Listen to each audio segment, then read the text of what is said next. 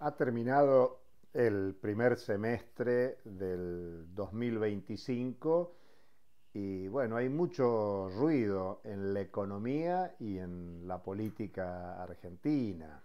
En la economía el gobierno intenta mostrar estadísticas favorables de baja de la inflación, de baja de la pobreza, de mejora de los salarios registrados. Claro, al mismo tiempo hay mucha discusión sobre cómo se elaboran esas estadísticas. Es un debate técnico y claro, la sensación de la población no es la misma, porque los precios continúan en alza, incluso se teme que la inflación de junio pueda ser mayor que la inflación de mayo.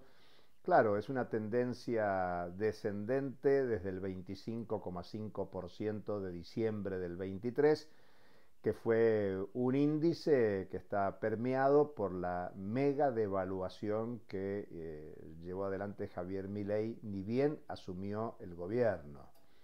Pero no arranca el consumo popular. Si hay un dato positivo del consumo, está asociado a los consumos de los sectores medios y altos. Incluso entre ellos destaca el del turismo al exterior, que supone la salida de divisas por cifras equivalentes al excedente por las exportaciones energéticas de la Argentina. Qué curioso, la Argentina deja de importar energía, pasa a tener excedente por la exportación de energía, pero esas divisas que ingresan por exportación de energía se esterilizan en el viaje al exterior de aquellos sectores con capacidad de ahorro en divisas, en dólares, en euros o cualquier moneda extranjera. Pero más allá de estos datos, de la consideración de los datos sobre pobreza, sobre inflación, sobre empleo, la realidad tiene la complejidad de algunas opiniones interesadas. Por ejemplo, la banca de inversión JP Morgan sacó un informe que el gobierno por supuesto discute, que al gobierno de Milei no le agrada, donde JP Morgan le aconseja a sus clientes, a sus inversores, desprenderse de las inversiones en pesos. Ustedes saben, las inversiones en pesos están siendo mucho más favorables que las inversiones en dólares, pero el banco transnacional sugiere que, bueno, hay mucho riesgo con la Argentina. No solo es un riesgo país de incumplir con los pagos externos, sino que hay riesgo de devaluación por la política cambiaria, monetaria del gobierno y de alguna manera cierta y relativa desconfianza política en que el gobierno pueda mantener esta lógica de ajuste y reestructuración regresiva.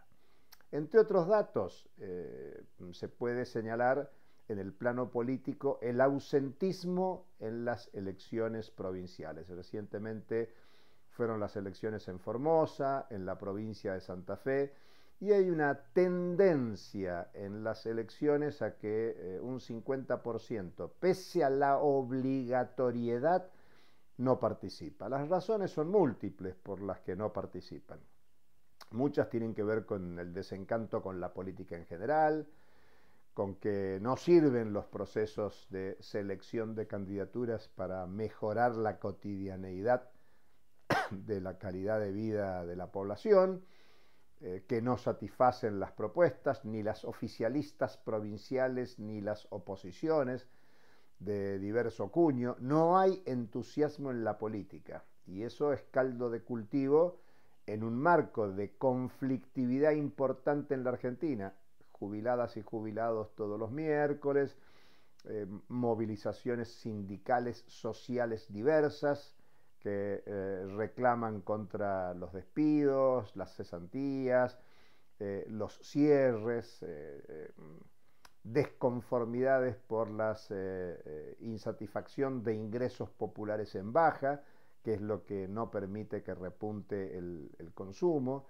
Y claro, junto a eso, datos estructurales muy sensibles, un déficit comercial gigantesco que se estima para este año del orden de los 18.000 millones de dólares, producto de más importaciones que exportaciones, que es una política del gobierno para intentar contener la inflación, una política económica que se sostiene con crecimiento de la deuda, especialmente los desembolsos del Fondo Monetario Internacional, pero no solo, incluso un poder económico que muestra insatisfacción porque se suspende la disminución de las retenciones a partir del inicio de este segundo semestre del 2025.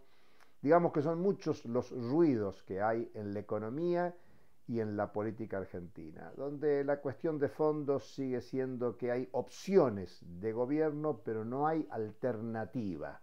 Cuando decimos alternativas, un rumbo de política económica que confronte con estos datos de realidad. Mucho más cuando la justicia estadounidense falla por el juicio de YPF y exige que se pague con el 51% de las acciones del Estado, lo que demuestra que para resolver los problemas de soberanía y de satisfacción de las necesidades populares se requiere una política muy decidida para cambiar el rumbo de beneficiarios y perjudicados de la sociedad argentina. Eso requiere política alternativa. Hasta la próxima.